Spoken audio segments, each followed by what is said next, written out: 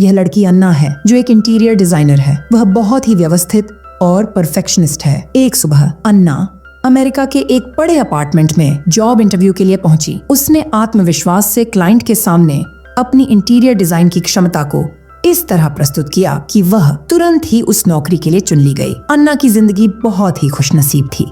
वह उच्च शिक्षित थी, उसके पास एक बेहतरीन नौकरी थी और उसका बॉयफ्रेंड जेरेमी नाम का एक हैंडसम कार्डियोलॉजिस्ट था। वे दोनों काफी समय से डेट कर रहे थे, लेकिन उनके रिश्ते में कोई प्रगति नहीं हो रही थी। दोनों ही अपनी अपनी दुनिया में व्यस्त रहते थे। इंटरव्यू के बाद जेरेमी ने अन्ना से कहा कि उसे काम के सिलसिले में डबलिन जाना होगा और वह अगले दिन ही रवाना हो जाएगा। अन्ना, जो कि अकेले रह रही थी, काफी समय से अपने परिवार से नहीं मिली थी, तो उसने सोचा कि वह अपने पिता से मिलने बाहर जाएगी। जब वे मिले तो उसके पिता ने उसके और जेरेमी के रिश्ते के बारे में पूछा। अन्ना ने बताया कि वे 4 साल से साथ हैं, लेकिन जेरेमी ने अब तक शादी के लिए कुछ नहीं सोचा। उसके पिता ने उसे सुझाव दिया कि वह डबलिन चले जाए, क्योंकि 29 फरवरी को वहाँ एक अनोखा फेस्टिवल होता है जिसमें महिलाएं अपने बॉयफ्रेंड को प्रपोज कर सकती हैं। अन्ना को यह विचार बिल्कुल पसंद नहीं आया।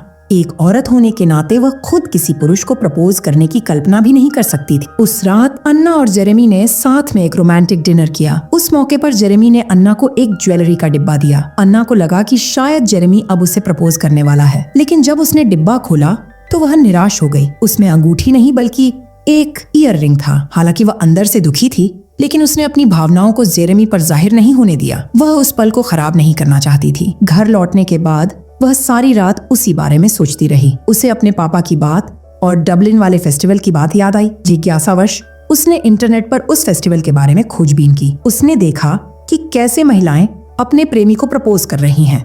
यह सब उसके लिए अजीब था। उसे लगता था कि औरत को प्रपोज नहीं करना चाहिए। काफी सोच विचार के बाद अंत में उसने ठान लिया कि वह डबलिन जाएगी। जब वह फ्लाइट से डबलिन जा रही थी तो रास्ते में प्लेन में खराबी आ गई और उसकी इमरजेंसी लैंडिंग वेल्स के एक एयरपोर्ट पर कराई गई। वहीं से उसके साथ बदकिस्मती का सिलसिला शुरू हो गया। उसने दूसरी फ्लाइट लेने की सोची, लेकिन खराब मौसम के कारण सभी फ्लाइट्स बंद थीं। उसने फेरी से जाने की कोशिश की, लेकिन पोर्ट भी बंद था। बिल्कुल निराश होकर उसने एक फिशिंग बोट ली, लेकिन बीच समुंदर में एक बड़ी लहर से बोट हिल गई और हालत खराब हो गई। फिर भी किस्मत से वह आयरलैंड के तट तक पहुंच गई, मगर डबलिन अभी भी बहुत दूर था। वह एक बंद रेस्तरां में शरण लेने गई, जहां उसकी मुलाकात रेस्तरां के मालिक डीन से हुई। उसने डीन से टैक्सी नंबर मांगा, लेकिन वहां टैक्सी का कोई इंतजाम नहीं था। अन्ना ने हार नहीं मानी और डीन से कहा कि अगर वह उसे डबलिन छोड़ दे तो वह उसे 500 यूरो देगी। इतने पैसे का ऑफर मिलने के बावजूद डीन ने मना कर दिया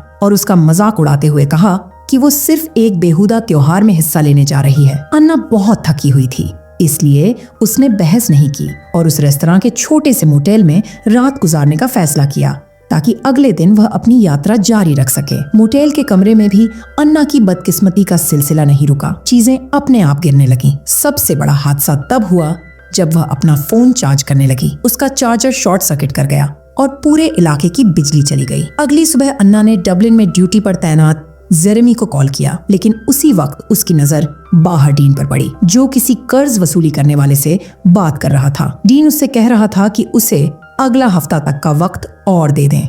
पता चला कि जब डीन ने अपना रेस्तरां शुरू किया था, तब उसके दोस्त ने उसे धोखा दिया और उसकी सारी पूंजी लेकर भाग गया।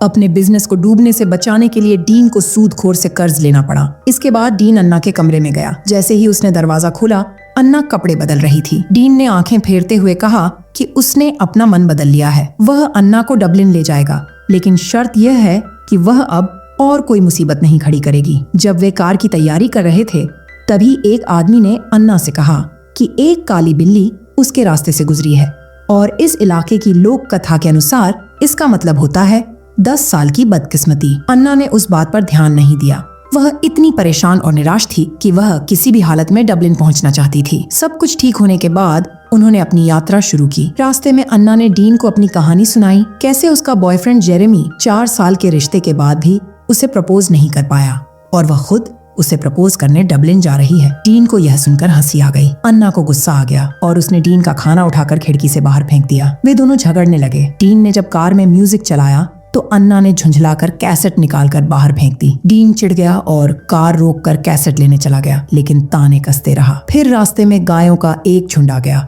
और उन्होंने रास्ता रोक दिया। अन्ना को जल्दी थी तो उसने खुद गायों को हटाने का फैसला किया। गायों को हटाते समय वह गलती से गोबर पर पैर रख बैठी। डीन ने मजाक उड़ाते हुए कहा, तुम जरा देख के चला करो।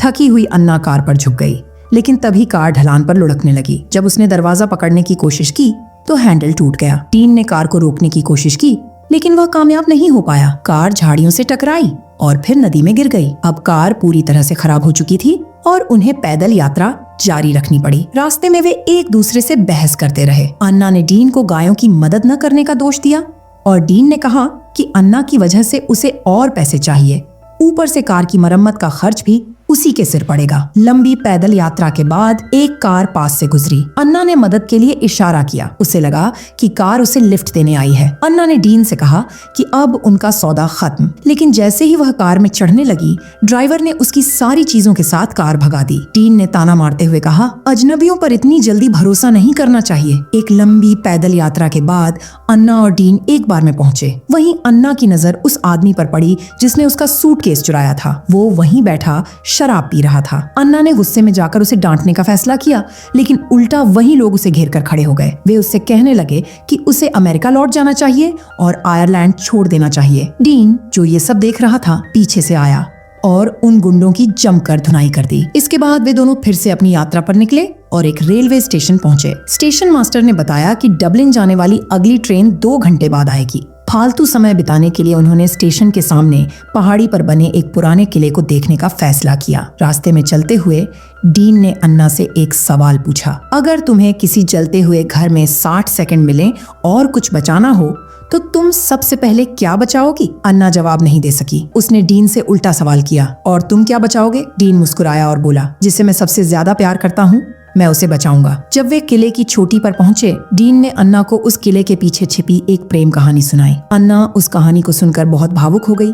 उसे उम्मीद नहीं थी कि इतना झल्ला और चिड़चिड़ा आदमी इतना रोमांटिक भी हो सकता है। उस पल के बाद अन्ना और डीन के बीच की दूरी घटने लगी। तभी उन्होंने ट्रेन के हॉर्न की आवाज सुनी। बारिश हो रही थी और दोनों दौड़कर ट्रेन पकड़ने के लिए स्टेशन की ओर भागे। अन्ना फिसल गई और कीचड़ में गिर गई, लेकिन जब वे स्टेशन पहुंचे, ट्रेन निकल चुकी थी। स्टेशन मास्टर ने बताया कि वह उस दिन की आखिरी ट्रेन थी। अब अन्ना अपने आंसू नहीं रोक सकी। वो अपनी बदकिस्मती पर फूट फूट कर रोने लगी। स्टेशन मास्टर ने उन्हें पास के मोटेल में रुकने की सलाह दी। जब वे वहां पहुंचे तो पता चला कि वो मोटेल असल में उसी स्टेशन मास्टर का घर था। घर के अंदर उनकी पत्नी ने दोनों का स्वागत किया, लेकिन बताया कि केवल एक ही कमरा खाली है। उसने उनसे पूछा, क्या आप दोनों शादीशुदा हैं? क्योंकि वह किसी गैर शादीशुदा जोड़े को एक साथ नहीं रुकने देती थी। डीन और अन्ना ने झूठ बोला कि वे पति पत्नी हैं ताकि वे वहाँ ठहर सकें। कमरे में घुसते ही दोनों में इस बात पर बहस शुरू हो गई कि बिस्तर पर कौन सोएगा। अन्ना ने कहा कि सिक्का उछालकर फैसला करते हैं। अन्ना जीत गई और वह बिस्तर पर सोने वाली थी। अन्ना ने स्नान करने का फैसला किया, लेकिन बाथरूम और कमरे को बस एक पतली सी पर्दा ही अलग करता था, जिससे डीन को उसका सिलहूट दिखाई दे गया। बाद में जब डीन स्नान करने गया, तभी मोटेल का मालिक कमरे में आया और उन्हें रात के खाने के लिए बुलाया। डीन ने खाने में मदद करने की पेशकश की और बाग में जाकर सब्जियां काटने लगा। अन्ना भी उसकी मदद करने लगी और उसे अपने जीवन की कहानी बताई, कैसे वह एक परफेक्शनिस्ट इंटीरियर डिजाइनर बनी। जब अन्ना ने अपने परफेक्शनिस्ट बनने की कहानी सुनाई, डीन मुस्कुराया और बोला, परफेक्शनिस्ट होना कोई बुरी बात नहीं है, लेकिन जिंदगी हमेशा हमारी योजना के मुताबिक नहीं चलती। फिर दोनों ने मिलकर खाने की तैयारी शुरू की। डीन ने खाना पकाने की जिम्मेदारी ली और अन्ना ने टेबल सजाने और प्लेटिंग का काम संभाला। डिनर के दौरान एक और जोड़ा भी उनके साथ शामिल हुआ। तभी मोटेल मालिक ने अपनी पत्नी को चूमा। ये देख वह दूसरा जोड़ा भी एक दूसरे को चूमने लगा। शक से बचने के लिए डीन ने अन्ना के गाल पर हल्का सा किस कर दिया, लेकिन तभी उस जोड़े के आदमी ने कहा, अगर आप वाकई पति पत्नी हैं तो होंठों पर किस करना चाहिए। परिस्थिति से मजबूर होकर डीन और अन्ना ने पहली बार एक दूसरे को होंठों पर चूमा। उसके बाद कमरे में माहौल अजीब हो गया। रात को डीन सो नहीं पाया क्योंकि बाथरूम गीला था। उसने अन्ना से बिस्तर पर सोने की इजाजत मांगी। अन्ना को उस पर दया आ गई और वह मान गई। यह पहली बार था जब अन्ना को किसी पुरुष के साथ बिस्तर साझा करना पड़ा था। वह सो नहीं पाई। डीन भी पूरी रात बेचैन रहा। सुबह अन्ना डबलिन जाने की तैयारी करने लगी, लेकिन तभी मोटेल मालिक ने बताया कि आयरलैंड में रविवार को यात्रा को अशुभ माना जाता है और इस दिन ट्रेन स्टेशन बंद रहते हैं। अगर वे जाना ही चाहें तो तो बस से जा सकते हैं, लेकिन बस टर्मिनल दूर था। अन्ना परेशान हो गई क्योंकि डबलिन में फेस्टिवल शुरू होने में बस 2 दिन ही बचे थे। डीन और अन्ना पैदल बस टर्मिनल की ओर निकल पड़े। तभी अचानक ओले पड़ने लगे और वे पास के एक चर्च में शरण लेने चले गए। अंदर एक शादी चल रही थी तो वे मेहमान बनकर उसमें शामिल हो गए। शादी की पार्टी में डीन का चेहरा बुझा बुझा लग रहा था। जब दुल्हन स्पीच दे रही थी, डीन चुपचाप बाहर निकल गया। अन्ना ने उसका पीछा किया और पूछा, क्या हुआ? डीन ने कहा, मुझे ये सब दिखावा लगता है। मुझे प्यार नाम की चीज पर कभी विश्वास नहीं रहा। यह सुनकर अन्ना समझ गई कि डीन के साथ कुछ बुरा जरूर हुआ है। उसने डीन से कहा कि वो उससे अपना दर्द बांट सकता है, लेकिन डीन ने ताना मारते हुए कहा, तुम जैसी लड़की जिसे खुद रिश्तों की समझ नहीं, वो मेरी क्या मदद करेगी? अन्ना को बुरा लगा और वह चुपचाप चली गई। उसी रात नाच गाने की पार्टी में डीन ने अन्ना को डांस के लिए बुलाया। अन्ना को डांस नहीं आता था, फिर भी वह मान गई। डांस करते वक्त अचानक अन्ना की एक हील दुल्हन के माथे पर जा लगी। वह माफी मांगने गई तो गलती से वाइन का ग्लास गिरा और दुल्हन की ड्रेस खराब हो गई। बाद में झील के किनारे अन्ना अकेली बैठी शराब पी रही थी। डीन आया, लेकिन अन्ना गुस्से में उस पर चिल्लाती रही। डीन समझ गया कि वह बहुत नशे में है और कुछ नहीं बोला। वह उसे चुपचाप वहां से उठाकर ले गया। अगली सुबह अन्ना डीन की गोद में सो रही थी। डीन की थकी हुई नींद देखकर अन्ना को बहुत बुरा लगा। वह समझ गई कि पूरी यात्रा में डीन ने उसकी कितनी मदद की, जबकि हर मुसीबत उसकी वजह से आई थी। अन्ना ने फिर डीन के लिए कॉफी लाई और कहा, मैं तुम्हें छोड़कर नहीं जाऊंगी। हमने साथ में डबलिन जाने का वादा किया है। फिर वे दोनों बस से डबलिन की ओर रवाना हो गए। बस यात्रा छोटी थी, लेकिन उनके लिए लंबी और भावनात्मक लगी। आखिरकार वे डबलिन पहुंच गए। सौदा पूरा हो चुका था। विदाई से पहले दोनों पार्क में टहलने गए। वहीं डीन ने पहली बार दिल खोलकर अन्ना से बात की। उसने बताया कि उसकी मंगेतर ने उसे उसके सबसे अच्छे दोस्त के साथ धोखा दिया था। तभी से उसने प्यार पर विश्वास करना बंद कर दिया था। लेकिन अन्ना के साथ यह यात्रा करके वह फिर से कुछ महसूस करने लगा है। अन्ना ने पूछा, तुम कहना क्या चाहते हो डीन? डीन मुस्कुराया पर कुछ नहीं बोला।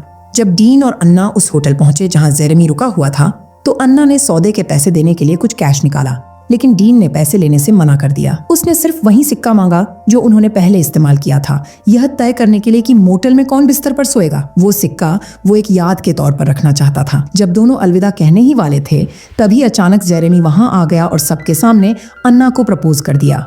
उसने कहा कि वहां और लोगों को अपने पार्टनर्स को प्रपोज करते देखा तो सोचा कि क्यों ना मैं भी कर दूं। लेकिन उस भावुक पल में अन्ना कुछ महसूस ही नहीं कर पा रही थी। जब उसने पीछे मुड़कर डीन को देखा तो वो वहां से जा चुका था। कुछ दिन बाद रेस्टोरेंट में जब डीन काम कर रहा था, तभी लोन शार्क आया और डीन से उसका उधार चुकाने को कहा। डीन के पास पैसे नहीं थे तो उसने थोड़ा और समय मांगा। वहां मौजूद ग्राहकों ने ये देखा तो सबने मिलकर डीन की मदद के लिए पैसे इकट्ठा किए। डीन इस मदद से भावुक हो गया और उस दिन सभी ग्राहकों को खाना फ्री में खिलाया। उधर जेरेमी के नए खरीदे अपार्टमेंट में पार्टी चल रही थी।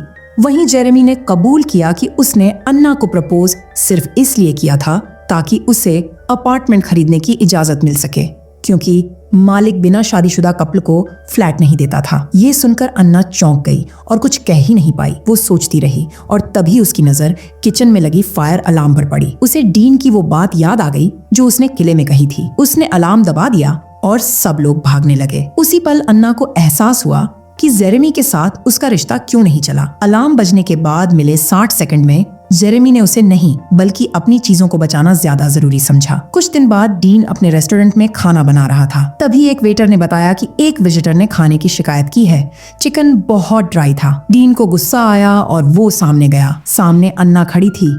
वो वहां आई थी यह बताने कि उसने जेरेमी से रिश्ता तोड़ दिया है। उसने कहा कि उसे हंसी आती है खुद पर कि उसने सालों तक गलत इंसान को चुना। फिर उसने डीन को एक और डील ऑफर की। इस बार डबलिन साथ चलने की नहीं बल्कि पूरी जिंदगी साथ बिताने की। उसने डीन को सबके सामने प्रपोज किया। डीन कुछ नहीं बोला और किचन में चला गया। अन्ना को लगा कि उसे मना कर दिया गया है तो वो वहां से निकल गई। कुछ देर बाद पहाड़ी के किनारे अन्ना अकेली खड़ी थी। तभी डीन पीछे से आया और पूछा कि वो रेस्टोरेंट से क्यों चली गई। उसने कहा कि वो उसे मना नहीं कर रहा था।